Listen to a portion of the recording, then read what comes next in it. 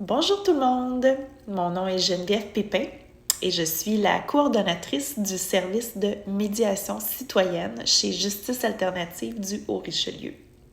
Je prends un petit moment avec vous aujourd'hui pour vous expliquer ce que c'est notre beau service gratuit de médiation citoyenne, un petit peu démystifier aussi c'est quoi le rôle d'un médiateur. Donc, chez Justice Alternative, on travaille avec des citoyens qui se sont offerts à faire du bénévolat. Donc, on a des médiateurs bénévoles qui ont été formés d'une formation de 21 heures, puis qui sont là pour accompagner les citoyens qui vivent une situation de conflit. On a un grand pourcentage de nos situations qui sont des conflits de voisinage, mais on peut aussi vous accompagner dans un conflit interpersonnel. Des fois, on est appelé à intervenir dans des conflits scolaires. C'est des choses qu'on peut faire également. On ne touche pas ce qui est en matière de plainte criminelle ou quand il y a déjà un processus judiciaire là, qui est entamé, Régie du logement, CNESST, tout ça, c'est pas de notre département par contre. Donc, comme je vous disais, c'est un service qui est gratuit. C'est intéressant.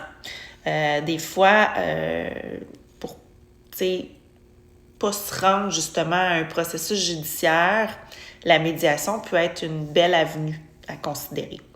Le médiateur, son rôle, il est vraiment neutre et impartial.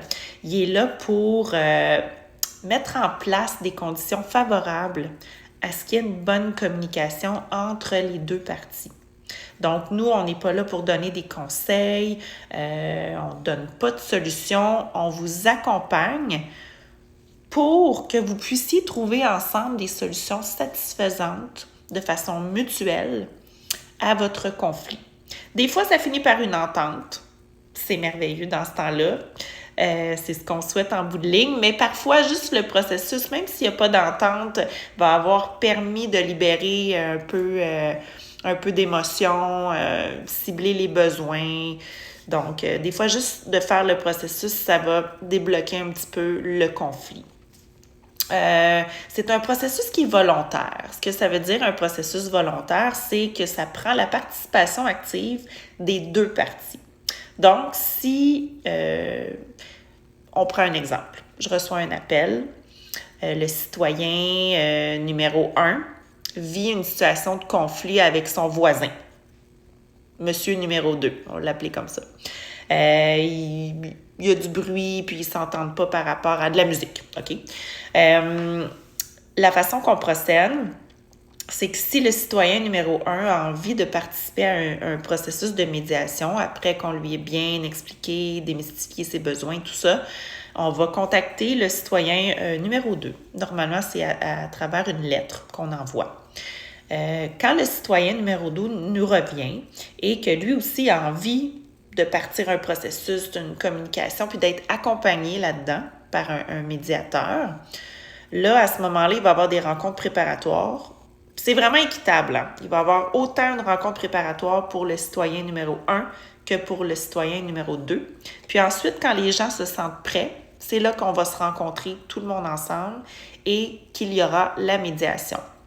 Donc, comme je vous disais, le médiateur est là pour aider les parties à se préparer, à cibler leurs besoins, à voir qu'est-ce qui se passe pour eux dans le conflit, pour pouvoir ensuite arriver peut-être à le communiquer de l'autre côté.